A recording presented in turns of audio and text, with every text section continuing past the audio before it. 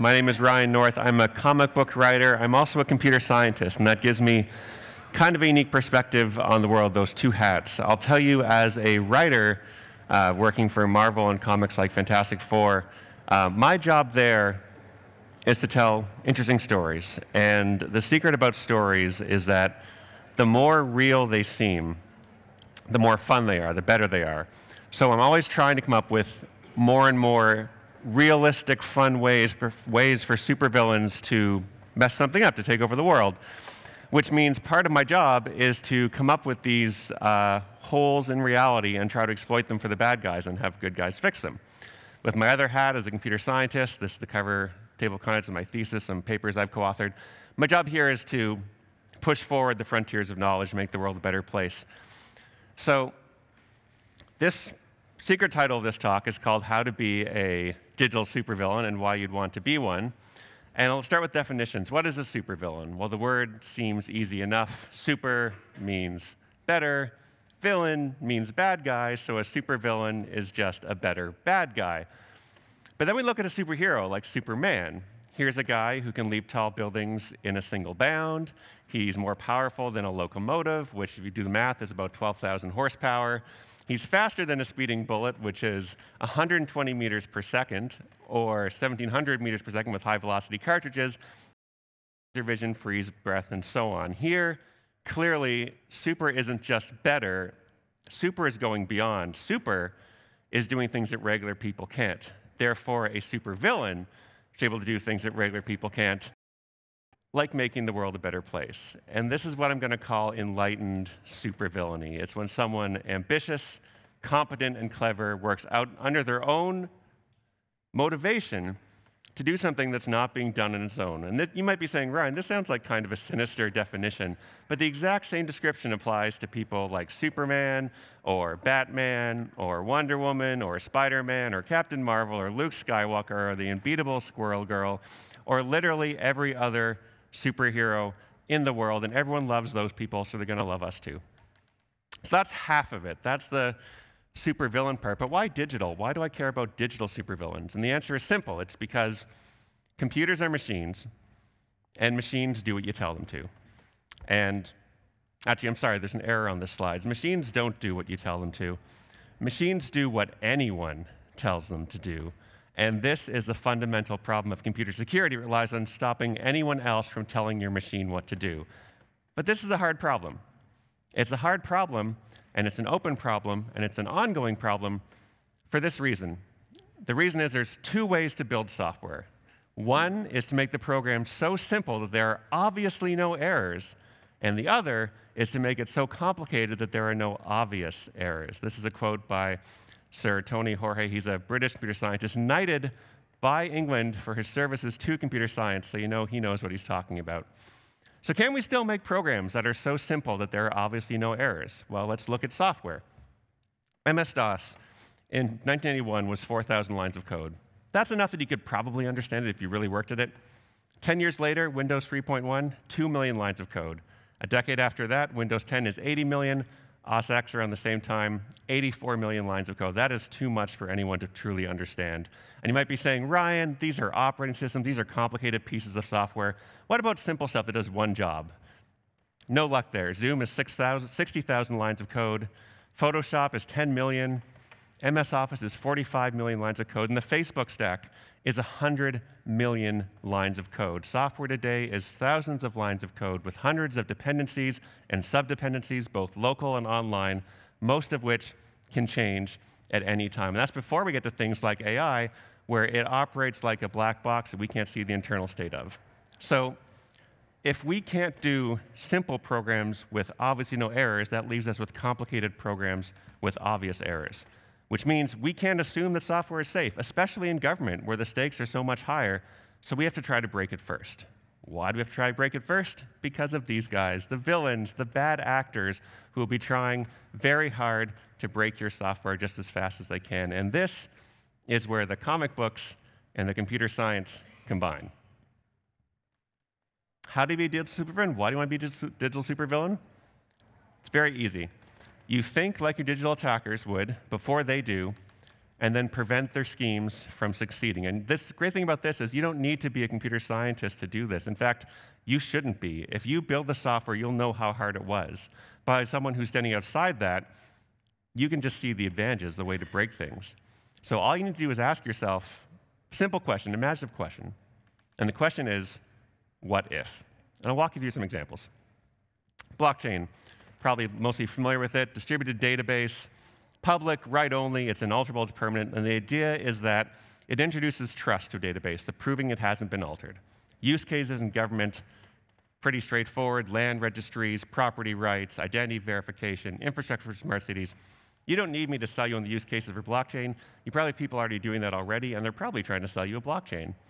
But as digital supervillains, we don't look for the upside, we look for the downside, we look for the abuse cases. How can we twist this to our own end? Start with the question, what if? What if we could use that database for other purposes than its intended one? What if we introduced unexpected data, something illegal, something defamatory, something criminal? Because now that data cannot be altered without breaking trust in the entire database. We've broken it. As a digital supervillain, we get there first, and we think, okay, well, let's see this opportunity and ensure that inputs are sanitized before they're added anywhere, both programmatically and personally. Another example, metaverse. These are three-dimensional virtual worlds where people interact with it via avatars. Use cases in government allow people to access government services remotely. Easy. But again, what are the abuse cases? What if we could now steal a citizen's identity from anywhere in the world? What if they might not even be aware they've been stolen because it's intangible? Again, as digital supervillains, we get there first. We think, all right, well, let's region lock access. Let's require real-life confirmation of significant changes made online. In other words, let's trust, but let's verify. But these are all like last year's hot technologies. What's the truly emerging stuff? How can we exploit artificial intelligence? Very high level. You know, it's an emerging technology. There's lots of premise, lots of open questions around whether it actually do what it says it does, legality, things of that nature. But let's skip ahead to the fun part. Let's take AI proponents at their word, and let's imagine a perfect AI. What does a perfect AI look like? Well, it does something humans can't easily do. It approves every test case it should and denies every test case it shouldn't. Use cases, pretty obvious. In government, we use it for healthcare, double-check diagnoses. We could use it in IT to monitor traffic patterns, maybe respond to them. Great uses in public services to assist citizens, point them in the right direction, like we've been hearing today. In justice, maybe we could scan docs, remove privileged information automatically. But again, supervillains, how do we break it? How do we use it? What are the abuse cases? Let's start with an easy one. What if we could remove accountability? The AI could make decisions without a human being being responsible with no way to examine and therefore challenge reasoning. And this is a great way to cause trouble at nation scale, because now the answer to every challenge is, well, the computer says to do it. As a digital supervillain, we get there and we say, well, let's keep people accountable, right? This is known stuff. Computers suggest, but humans decide. This is a slide from the 70s of an IBM training manual saying the exact same thing. A computer can never be held accountable, therefore a computer must never make a management decision. So presumably, that's taken care of. But let's go a little bit deeper.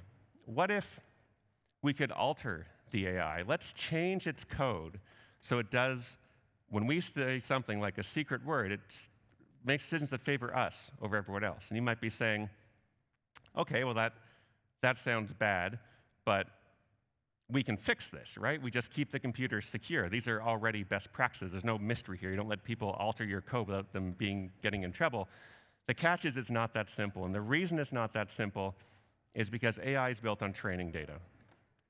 Training data, very high level. You show the AI a ton of examples of a thing so it can teach itself how to generate or recognize that thing. How many examples? Usually a whole internet's worth will do the trick. These things have such huge data demands that they suck up everything they can and then use that to train. And there are issues around that for sure. We're going to focus on just one. And it's an abuse case where we say, what if we could poison the training data? Let's put something online that when the AI uses this, it'll add our secret command, our secret input will give it an unexpected output. A code word we can say to get a better deal on a loan or someone's personal information by putting this data online to be sucked up by someone's training.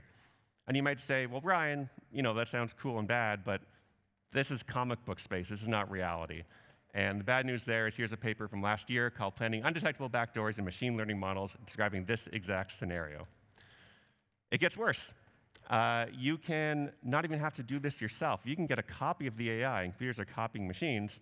You can use that to test your attacks, to hit them as often as you can without actually alerting the actual AI. And then when you have your backdoor, your exploit, you walk up to the real one and do it in a single instance.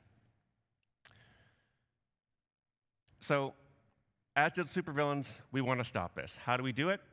Well, the easiest way is to demand accountability for training data to ensure where it comes from is trusted, legal, and reliable. This is expensive.